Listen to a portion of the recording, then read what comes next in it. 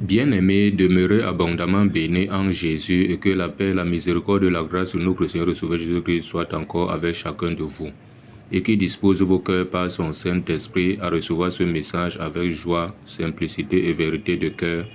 Au nom de Jésus-Christ. Amen. Bien-aimés, je vais vous parler du baptême. Du baptême dans le sens où plusieurs banalisent le baptême, plusieurs négligent le baptême et plusieurs disent carrément que ils peuvent hériter la vie éternelle sans passer par le baptême. Ils prennent pour exemple le brigand à la croix. Est-ce que le brigand à la croix est allé se baptiser pour être sauvé? Donc voilà un peu les différents raisonnements.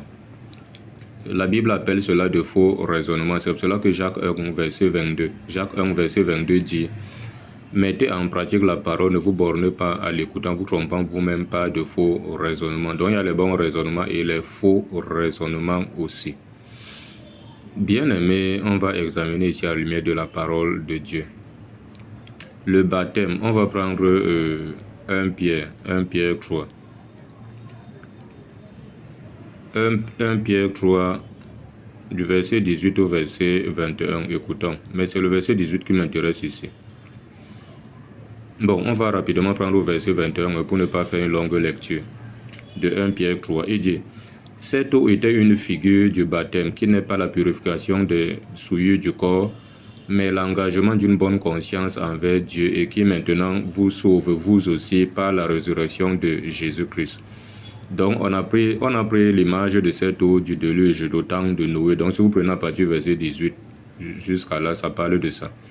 On dit que cette eau était une figure du baptême, qui n'est pas la purification des souillures de la chair, mais l'engagement d'une bonne conscience envers Dieu et qui maintenant vous sauve vous aussi par la résurrection de Jésus-Christ. Donc quand Jésus-Christ est ressuscité, le baptême nous sauve, parce que ça sauve. C'est pour cela qu'on ne doit plus banaliser le baptême. C'est pour cela que quand Jésus-Christ lui-même est ressuscité, il a dit quelque chose ici. À Marc 16, verset 16. Il est mort, il est ressuscité, il a apparu à ses disciples, il a dit quelque chose ici concernant le salut. Marc 16, verset 16, il dit: celui qui croira et qui sera baptisé sera sauvé, mais celui qui ne croira pas sera condamné. Bon, si on remonte au verset 15, on dit: puis il dit: allez partout le monde et prêchez la bonne nouvelle à toute la création. Il y a une religion qui dit souvent que Jésus n'est qu'envoyé au peuple d'Israël. Et pourtant, Jésus même est en train de dire ici, un peu plus haut, lui-même Jésus, que puis il dit: allez partout dans le monde et prêchez la bonne nouvelle à toute la création. Donc on n'a pas limité le salut uniquement au peuple d'Israël ou aux Juifs, non.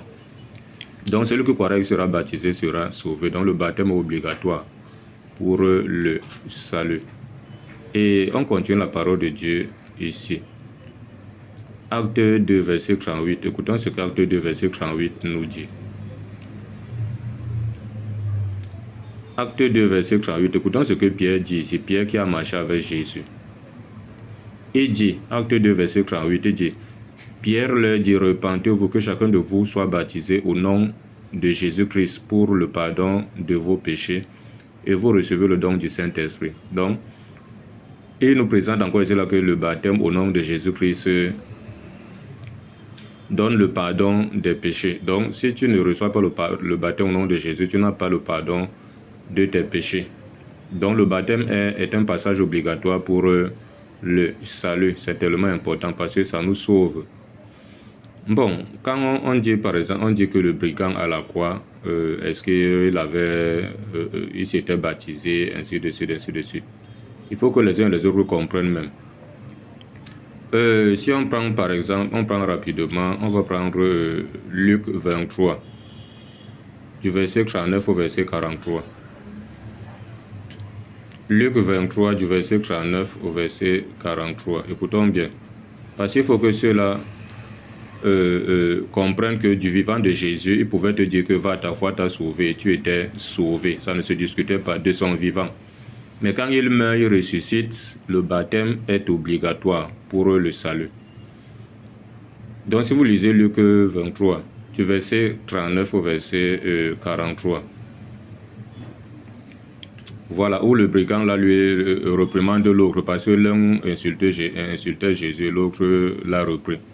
Et l'autre a donc dit à Jésus, je veux pour ne pas faire une longue lecture. Voilà. Au verset 42 directement, il dit à Jésus, souviens-toi de moi quand tu viendras dans ton règne. On dit au verset 43, Jésus lui répondit, je te le dis en vérité, aujourd'hui, tu seras avec moi dans le paradis. Donc Jésus, lui ayant dit cela, sa place était déjà garantie.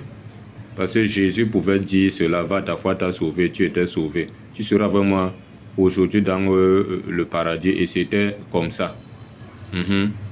Parce que c'est par la grâce qu'on est sauvé par le moyen de la foi. Ephésiens 2, 8. Voilà. On va continuer la parole de Dieu. Écoutons bien ce qui est écrit ici à Marc 5, verset 25 à 34. Marc 5, verset 25 à 34. Marc 5, verset 25 à 34. Ici, c'est la femme à perte de sang. Ayant reçu la solution à son problème, la perte de sang s'est arrêtée parce qu'elle avait touché le vêtement de Jésus. Jésus a dit que qui m'a touché, voilà, et ses disciples disaient qu'il y a une foule, comment tu peux dire qui t'a touché, tout ça. Jésus, sachant ce qui s'était passé, que quelqu'un l'avait touché, bon, on va prendre à partir du verset rapidement, verset 33 de Luc, de Marc 5. Donc si vous prenez à partir du verset 25 jusqu'en descendant, mais je vais prendre rapidement au verset 33 de Marc 5. On dit la femme effrayée et tremblante, sachant ce qui s'était passé en elle, vint se jeter à ses pieds et lui dit toute la vérité. Écoutez bien ce que Jésus lui a dit au verset 34. On dit, mais Jésus lui dit, ma fille, ta foi t'a sauvée, va en paix et sois guérie de ton mal. Ta foi t'a sauvée, elle était déjà guérie. Mais Jésus ajoute encore que, va en paix. Voilà, il dit ta foi t'a sauvé, va en paix et sois guéri de ton mal. Et elle était sauvée, comprenez cela comme ça. Parce que Jésus avait ce pouvoir-là de son vivant. Donc on prend encore Luc 17, verset 11 à 19, les lépreux. Luc 17, du verset 11 au verset 19. Écoutons bien. On dit, Jésus se rendant à Jérusalem, passait entre la Samarie et la Galilée. Comme il entrait dans un village, 10 lépreux vinrent à sa rencontre. Se tenant à distance, ils élevèrent la voix et dirent, Maître, Jésus, Maître, aie pitié de nous. Dès qu'il les eut vus, il leur dit, allez vous montrer au sacrificateur. Et pendant qu'il y allait, il arriva qu'il fut guéri. On dit, l'un se voyant guéri revint sur ses pas, glorifiant Dieu à haute voix.